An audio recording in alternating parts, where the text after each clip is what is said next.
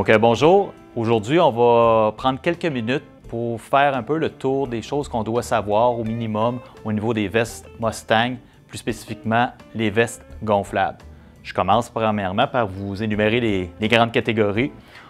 On a les vestes qui se portent au niveau de la ceinture, on a les collets gonflables et aussi on a les hybrides qui est une veste en forme mais aussi avec un système de gonflement. Ici, on a une cartouche à l'intérieur qu'on peut faire relâcher lorsqu'on va tirer sur justement le système de gonflement.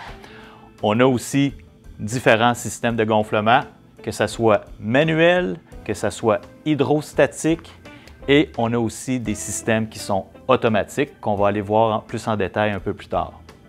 On comprend qu'au niveau manuel, tout ce qu'on a à faire, c'est de tirer sur la petite languette qui dépasse. Hydrostatique va se relâcher une fois qu'on est inséré à l'eau. Il faut à ce moment-là, pas juste qu'elle soit mouillée, mais vraiment qu'elle soit insérée dans l'eau et c'est la pression de l'eau qui va la faire relâcher. C'est, disons, quelques pouces va être suffisant. Donc, si on envoie un jet d'eau, ça ne fonctionnera pas. Donc, plus communément aussi appelé le HIT, mais c'est vraiment hydrostatique qui est le principe. Et encore une fois, là, je vous montrais tout à l'heure la hybride, mais c'est un système manuel qu'on retrouve dessus. On va regarder plus en détail maintenant les différences entre les vestes manuelles et automatiques ainsi que les nouvelles convertibles. Juste bien comprendre à l'intérieur ce qui les différencie. Donc ici, on peut voir la manuelle, c'est assez simple. Donc on peut voir que lorsqu'on va tirer ici sur le petit levier jaune, ça va vraiment faire déclencher la bonbonne. Si on prend une automatique, on voit qu'il y a un cylindre supplémentaire gris qui est là. Donc c'est dans ce cylindre-là qu'on a une petite cartouche de sel. Lorsque la veste est insérée, est en contact avec l'eau, la cartouche de sel va être dissoute et c'est là que le système automatique va être déclenché.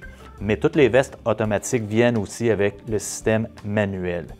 Maintenant, les nouvelles convertibles comme la 100, la 150, elle arrive automatique, mais on peut la convertir en manuel. C'est de dévisser complètement le petit cylindre gris qui est là et la veste vient avec un deuxième cylindre qui lui est vide. On s'assure de aussi enlever la cartouche de sel. On va revisser ce petit adaptateur là et à ce moment-là, une fois bien vissé jusqu'à temps que l'indicateur vert apparaît, notre veste devient manuelle. Parlons rapidement des volumes de flottaison.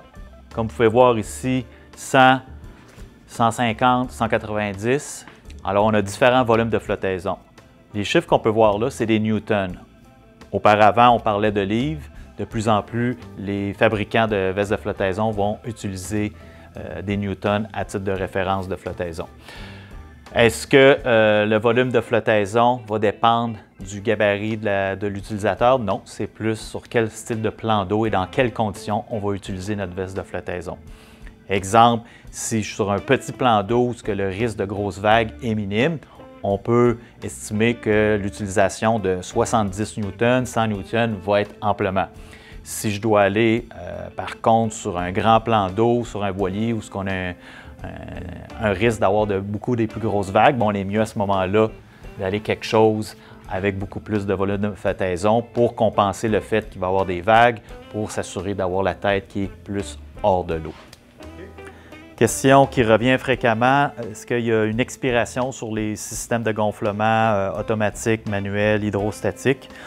Au niveau de la manuelle, je dirais non, en autant que notre cartouche soit en bon état, qu'elle ne soit pas rouillée ou qu'il n'y ait pas de dommages sur elle. Au niveau de la automatique, c'est le petit système ici, la petite cartouche de la pastille de sel. Il faut visuellement s'assurer que le sel est intact et on a une date d'expiration qui est indiquée sur le côté. En général, c'est 3 ans, la date d'expiration sur la cartouche de sel, mais c'est important de la vérifier une fois de temps en temps pour s'assurer que le sel n'est pas dissous. Sinon, les hydrostatiques, c'est 5 ans, mais on a la date d'expiration qui est très visible et un petit voyant vert qui va à ce moment-là devenir rouge si c'est expiré. En plus de s'assurer que nos cartouches de sel et cartouches de CO2 sont en bon état, c'est important une fois de temps en temps, je dirais au moins une fois par année, d'inspecter la chambre d'air en tant que telle. Une façon simple de le faire, il faut savoir que toutes les vestes viennent avec une paille pour gonfler manuellement ou à la bouche notre système de flottaison. Je vais vous donner un petit exemple ici avec la Chimera. Ça peut aussi être pratique, quelqu'un qui veut avoir, là, sans utiliser sa cartouche, déjà son maximum de volume de flottaison. Mais aussi, comme je veux dire, on peut la laisser gonfler puis s'assurer qu'on n'a pas de fuite d'air. Quand c'est le temps de la dégonfler, bien important de ne pas utiliser un objet contondant pour le dégonfler, mais vraiment le bouchon de notre paille pour le dégonfler. Donc, on l'insère au bout comme ça, puis on met une petite légère pression. Et on réussit à la vider complètement. Si vous avez besoin de plus de détails au niveau des spécifications des vestes ou comment changer votre kit de réarmement selon votre veste, je vous invite d'aller soit sur l'application qu'utilise Mustang qui est Endeavor, ou vous pouvez aussi aller sur YouTube, vous allez retrouver une multitude de vidéos. Vous avez juste à entrer le modèle de votre veste et donc comment changer votre Rearm Kit. Malheureusement, c'est souvent en anglais, mais ça va fonctionner simplement avec les images, vous allez bien comprendre.